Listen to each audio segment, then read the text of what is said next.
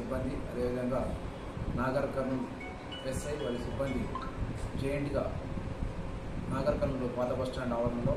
సోమశెట్టి సంతోష్ ఒక షాప్లో నిషేధిత